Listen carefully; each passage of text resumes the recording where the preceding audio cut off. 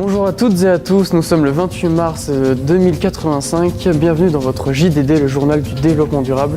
Voici les titres de l'actualité. C'est confirmé, il existe une autre planète Terre, elle a été découverte ce matin à l'aube. Un espoir immense pour tous les terriens qui cherchent depuis plus de 30 ans une planète de rechange. Des dizaines d'éminents chefs d'État venus du monde entier se sont retrouvés aujourd'hui au lycée Germain-Tillon de Thiers pour l'ouverture de la nouvelle COP63. Nous y consacrerons une grande partie de ce journal.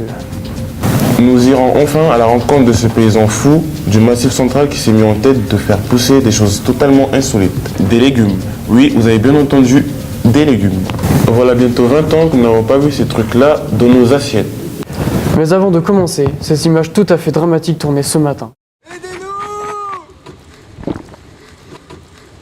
Une banale benne à ordures prise d'un coup de folie a absorbé deux jeunes lycéens qui passent à proximité. Cette séquence prise par un vidéaste amateur montre toute l'horreur de cette scène. Oui, mesdames et messieurs, nos poubelles sont devenues folles, tant on a pris l'habitude de les gaver. On ne vous dira jamais assez de faire preuve de la plus grande vigilance quand vous passez à côté. Nous vous le disions, au début de ce journal, une planète Terre a été découverte ce matin. Ce sont des jeunes qui sont tombés dessus par hasard.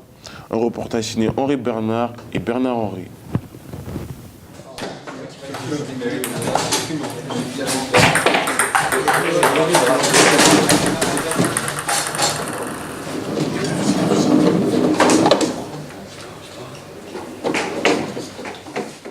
Oh, regarde, c'est drôle, c'est tout mou, on peut jouer avec.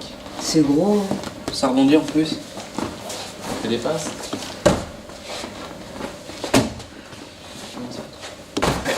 Ouais.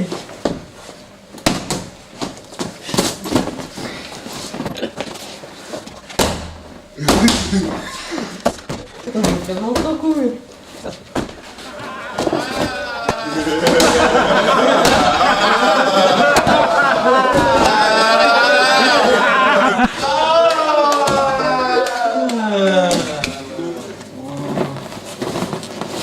Oh bah merde, elle était bien cette planète.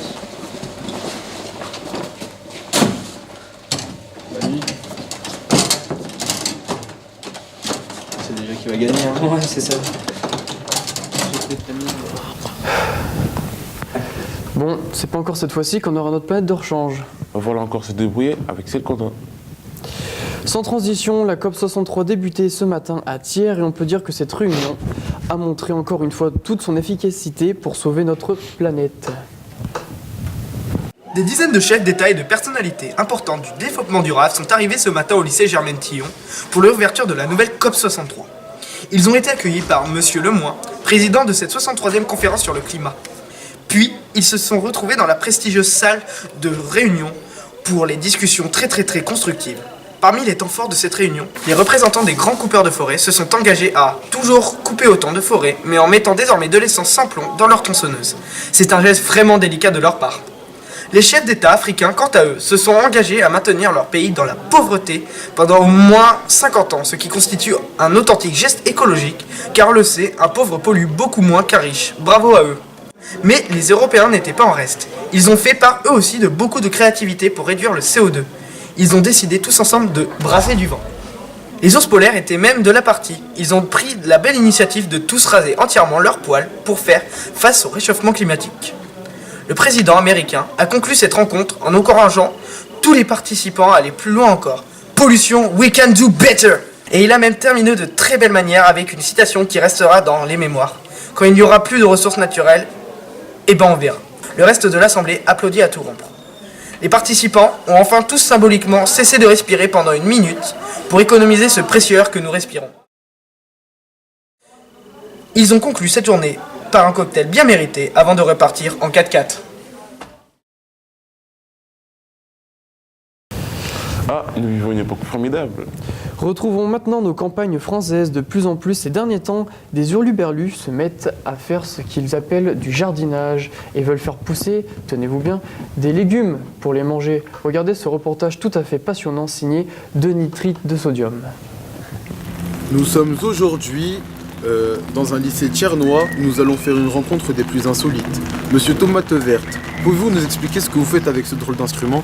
Je pêche Vous pêchez? Mais je ne comprends pas, nous ne mangeons plus de poisson. Non, je bêche avec un B, pauvre benet. Vous pêchez? Et ça vous sert à quoi? À récolter des carottes. Des carottes. Des quoi? Ouais, des carottes. On en mangeait avant. Tu veux goûter? Non, c'est vraiment dégueulasse votre truc. Ignare parisien, trou de cul de babouin, cornichon de poubelle, hein? Tu vas voir! De drôles d'individus, en effet, ces gens qui font du jardinage. Et bien pour finir sur une note plus légère, je reçois sur ce plateau le célèbre humoriste Tom Olécru. Alors Tom, votre nouveau spectacle intitulé Tout est bon dans le charbon fait un tabac je crois en ce moment. En effet, deux serres. Pardon? En effet, deux serres. En effet de serre. D'accord, très amusant. Alors pouvez-vous nous donner un petit aperçu des meilleures blagues de ce spectacle? Oui, tiens. Savez-vous comment on appelle un jardinier qui sabote une pelouse? Non. Vous voyez pas? Non. D'accord. Un assassin en herbe. Oui, c'est très drôle, Et un homme armé dans un champ de blé. Je vois pas. Ah, toujours pas? D'accord. Un céréal killer. C'est bon ça, c'est bon. Merci Tom d'avoir égayé la fin de ce journal. On n'oubliera pas d'aller vous voir prochainement en tournée dans les maisons de retraite du secteur. Et notamment à la maison de retraite Germain-Tillon, qui accueille cette année tous les petits vieux nés en 2000. On salue nos pépés et nos mémés. Quant à nous, on se retrouve demain pour une prochaine édition. D'ici là, prenez soin de vous et surtout de notre planète. Ciao!